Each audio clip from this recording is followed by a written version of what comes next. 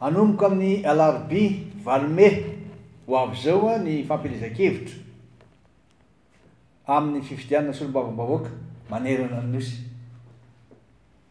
Zava-dehibe amin'ny fanatanterahana fifidianana madio sy demokratika ary antoka azahoantsika solombavam-bahoaka mendrika sy tena vokatry ny safidy-bahoaka marina ny fizoran'ny fampelezan-kevitra ao anatin'ny fanarahan-dalàna sy ny filaminana.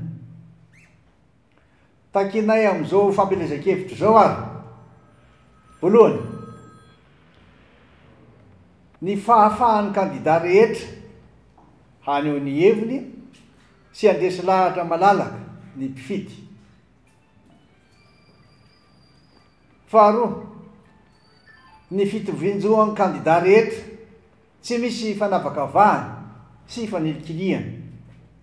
Ary fahatelo, ny fandraisana fepetra sy fanasaziana ireo rehetra izay mandika lalàna. Noho izany dia manao izao fanambarana izao izahay ato amin'ny vondrona firaisan-kina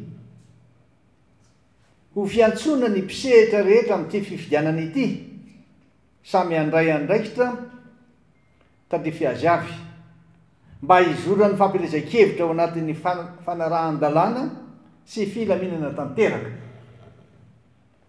Miantso ny fitondram-panjakana ampitsahatra ny fampiasana ny fahefam-panjakana sy ny fitaovam-panjakana ary ny mpiasam-panjakana hanoanana kandida mandritra ny fampelezan-kevitra. Mitaona seny anatanteraka ny asany ara-potoana ao anatin'ny tsy fiantaniana sy ny faiza-manao matianina tanteraka.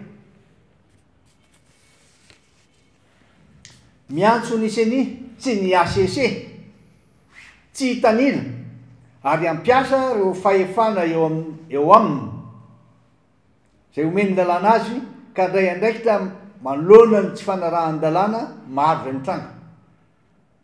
Manainga ny fiarahamonim-pirenena, hanamafy ny fanabeazana sy ny fanentanana ny mpifidy ary anara-maso sy hitoroka ireo tsy fanarahan-dalàna mety mitranga.